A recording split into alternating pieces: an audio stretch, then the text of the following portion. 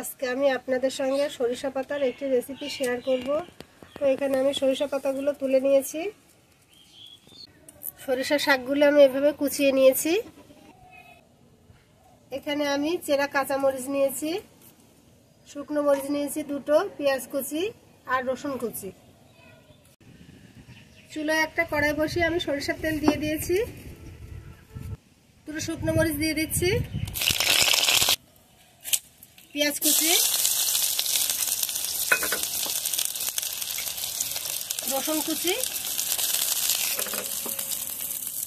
এখন এগুলো লাল লাল করে ভেজে নেব। পেঁয়াজ রসুন লাল লাল করে ভেজে নিয়েছি। এখন সরিষার শাকটা আমি ঢেলে দেব।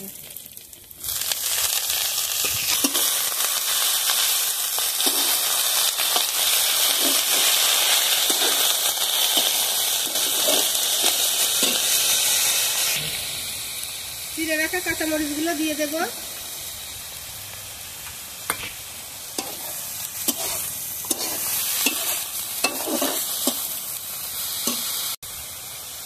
পরিমাণ মতো লবণ দিয়ে দিচ্ছি।